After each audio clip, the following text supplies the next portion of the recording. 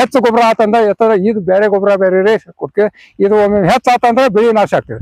ಇಂಥ ಪರಿಸ್ಥಿತಿ ಒಳಗ ಸ್ವಂತ ಕೈಲಿಂದ ಡೀಸೆಲ್ ಹಾಕಿ ಟಿಲ್ಲರ್ ಹೊರಸಾಕತ್ತಾರೆ ಸರ್. ಅಂದ್ರೆ ಎಂಥ ಸಂಕಟ ಪರಿಸ್ಥಿತಿ ಒಳಗ ರೈತರು ಅದಾರು. ಮತ್ತೆ ಹೆಚ್ಚಾನಿಕೆ ಮೊದಲೇ ಒಂದು ಸರಿಯಾದ ಮಾತಂದ್ರೆ, ಸತ್ಯವಾದಂತ ಮಾತಂದ್ರೆ, ಇವು ತರಕಾರಿ ಯಾರು ಬೆಳಿತಾರೆ? ತರಕಾರಿ ಬೆಳೆಯೋರು ಈ ಎಲ್ಲ ಸಣ್ಣ ರೈತರು ಸರ್. ದೊಡ್ಡ ರೈತರು ಕಬ್ಬ ಬೇಯಿಸ್ತಾರೆ ಸರ್. ದೊಡ್ಡ ರೈತರಿದ್ದ 5-6 ಎಕರೆ ಹೊಲ ಹಿಂಗೆ ಏನ್ ರೈತಂದ್ರ ಕಬ್ಬ, ಯಾಕಂದ್ರೆ 1 ವರ್ಷ ಹೋಗ್ತೈತ್ರಿ, ಅದು ಕಬ್ಬು ನಡೀತೈತಿ. ಇಲ್ಲಿ ಇದು ಅಷ್ಟ 1 ಎಕರೆ 2 ಎಕರೆ ಇದ್ದಾವ್ರಿ, ಕಬ್ಬ ಬೆಳೆದ ಆಗಂಗಿಲ್ರಿ ಅವ್ರಿ. ಅಷ್ಟೇ 2-3 ತಿಂಗಳ ಯಾವ ಬೆಳೆ ಬೆಳಿತೈತಪ್ಪ, ಬರ್ತೈತಿ, ಲಾಭದಾಯಕ ಯಾವ್ದೈತಿ ಅಂತ ಇದು ಮಾಡ್ತಾರೆ. ಇದು ತರಕಾರಿ ಬೆಳೆ ಅಂತ ಇದು ಲ್ಯಾಟ್ರಿ ವ್ಯವಸ್ಥೆ ಆಗೈತ್ರಿ.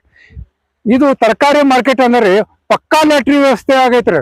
ಅಂತ ಇದೇನು ಕೃಷಿ ವ್ಯವಸ್ಥೆನ ಒಂದು ಲ್ಯಾಟ್ರಿ ವ್ಯವಸ್ಥೆ. ಇದೇನು 12 ನಮೂನೆ ತರಕಾರಿ ಬೇಯಿಸ್ತಾರಲ್ರಿ, ಯಾವಾಗ ದರ ಬೀಳ್ತೈತೋ ಯಾವಾಗ ಹೇಳ್ತೈತೋ ಏನೂ ಗೊತ್ತಾಗಲ್ಲ. ಕರೆ ಆಸೆ ಬಿದ್ದ ಕೇಸಿಂದ ಇಂಥ ಬೆಳೆ ಸಣ್ಣ ರೈತರು ಬೆಳೆಸ್ತಾರೆ. ಈಗೇನಾಗೈತಿ, ತರಕಾರಿ ವ್ಯವಸ್ಥೆ, ಈ ಮಾರ್ಕೆಟ್ ವ್ಯವಸ್ಥೆ ಅಂದ್ರೆ ಪಕ್ಕಾ ಲ್ಯಾಟ್ರಿ ವ್ಯವಸ್ಥೆ ಆಗೈತ್ರಿ. ಹೊಲ್ದಾಗ ಒಂದ್ ದರ ಕೇಳ್ತೇವ್ರಿ, ಅದು ಮನೆಗೆ ಬರೋ ತಂಗ ಇರಾಗಿಲ್ಲ ಸರ್. ಮನ್ಯಾಗ ಏನ್ ದರ ಬಗ್ಗೆ ಮಾತಾಡ್ತೇವಿ, ಅಲ್ಲಿ ಮಾರ್ಕೆಟ್ಗೆ ಹೋಗೋ ತಂಗ ಇರಾಗಿಲ್ಲ ಸರ್.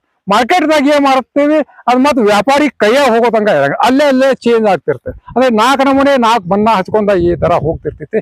ಇಂಥ ದರದ ವ್ಯವಸ್ಥೆ ಒಳಗ ರೈತ ಯುದ್ಧ ಮಾಡತ್ತಾನೆ.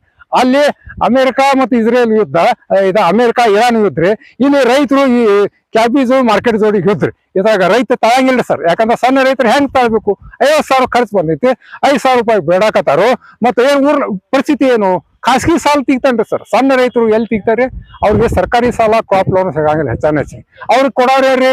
ಈ ತಾಬಡ್ತೊಬ್ಬ ಕೊಡೋರು ಈ ಪ್ರೈವೇಟ್ ಸೊಸೈಟಿ. ಪ್ರೈವೇಟ್ ಸೊಸೈಟಿಯಿಂದ ರೈತ ಆತ್ಮಹತ್ಯೆ ಮಾಡ್ಕೊಂಡ ಅಂದ್ರೆ ಅವ್ನ ಪರಿಹಾರ ಇಲ್ಲ. ಯಾಕಂದ್ರೆ ಅದು ಖಾಸಗಿ ಸಾಲ.